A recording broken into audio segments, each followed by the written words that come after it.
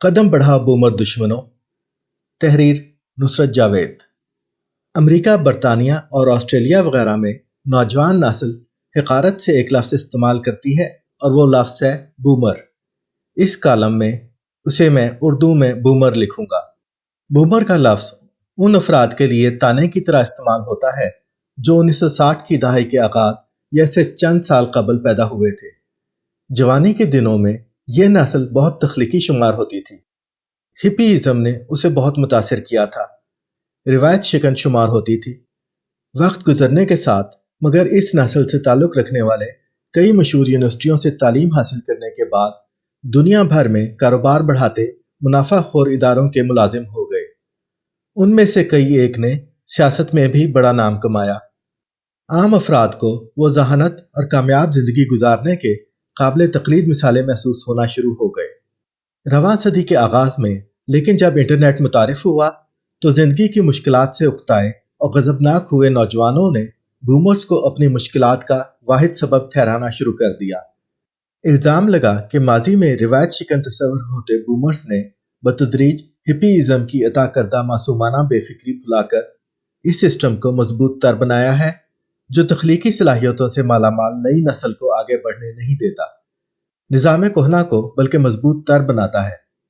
دور حاضر کے نوجوان اپنی صلاحیتوں اور لگن سے دنیا کو بہتر بنانا چاہتے ہیں تو بومر سے نجات حاصل کرنا ہوگی، ان کی منافقت کو بے نقاب کرنا ہوگا۔ بومر سے نفرت اب پاکستان میں بھی متعارف ہو چکی ہے۔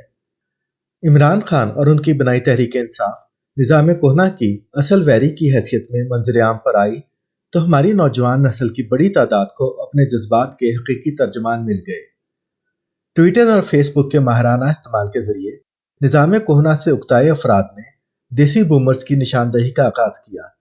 بتدریج ان کی ذاتی زندگی لوگوں کے روبرو رکھتے ہوئے تبدیلی کی راہ روکتے افراد کی اصولوں اور اخلاقیات سے عاری زندگی کی مذمت بھی شروع ہو گئی۔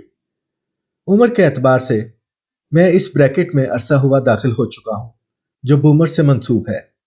عمر کے علاوہ کسی بھی حوالے سے اگرچہ مجھے بومر ٹھہرایا نہیں جا سکتا۔ معاشی اعتبار سے ناکام زندگی گزاری ہے۔ دوران تعلیم قابل ستائش نمبروں سے پاس ہوتا رہا ہوں۔ اپنی صلاحیتیں مگر صحافت کے لیے وقف کر دیں۔ اس کی وجہ سے تنخواہی رزق کا واحد وسیلہ رہی۔ جو تنخواہ ملتی اس نے مجھے نچلے متوسط طبقے تک محدود رکھا۔ اپنے ماں باپ کی بہت لاڈلی اور ناز و نام سے پلی میری بیوی نے مگر شادی کے بعد خود بھی کام کرنے کا فیصلہ کیا۔ ہم دونوں کی باہمی مشقت اور والدین کی شفقت کی بدولت بالآخر ہم اس طبقے میں شامل ہو گئے جو خوشحال دکھتا ہے۔ خوشحالی برقرار رکھنا اگرچہ جاں گسل عمل ہے۔ دل کو مگر ہمیشہ یہ اطمینان رہا کہ صحافی ہوتے ہوئے اپنا ضمیر بیچنے کا تصور ایک لمحے کو بھی دل و دماغ میں نہیں آیا۔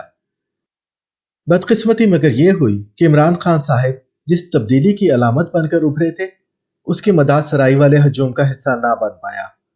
عقیدت سے مغلوب ہونے کی بجائے تحریک انصاف کے انداز سیاست کی بابت اپنے تحفظات کھل کر بیان کرتا رہا۔ اس تناظر میں جو گناہ سرزد ہوئے عاشقان عمران اسے نظر انداز کرنے کو آمادہ نہ ہوئے۔ مجھے لفافہ صحافیوں کی صف میں پھینک دیا گیا۔ نواز شریف کے نام سے منسوب مسلم لیگ کی سیاست بھی مجھے کبھی پسند نہیں آئی۔ اس کے دربار سے بھی دوری اختیار کیے رکھی۔ نواز حکومت کے پہلے 2 ادوار میں اس کی وجہ سے کافی مشکلات کا سامنا بھی کرنا پڑا۔ عمر کے اس حصے میں لیکن محترمہ مریم نواز صاحبہ سے ٹوکریاں وصول کرنے والا صحافی مشہور ہو چکا ہوں۔ صحافت میں تھوڑی شہرت مل جائے تو کئی لوگوں کے حسد اور جلن کا سبب بھی بن جاتی ہے۔ اس سے مفر ممکن نہیں۔ بہرحال ذکر بومرز کا ہو رہا تھا۔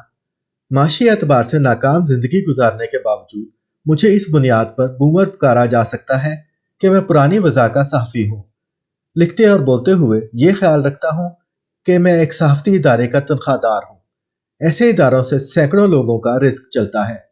خود کو بے باک حق کو ثابت کرتے ہوئے اس درخت کی شاخوں کو کاٹنے سے گریز کرنا چاہیے جس کی چھاؤں تلے تحفظ کا احساس نصیب ہوتا ہے۔ گزشتہ چند برسوں سے مگر احساس ہو رہا ہے کہ میں جس صحافت کا عادی ہوں وہ فدویانہ اور بکاؤ شمار ہوتی ہے۔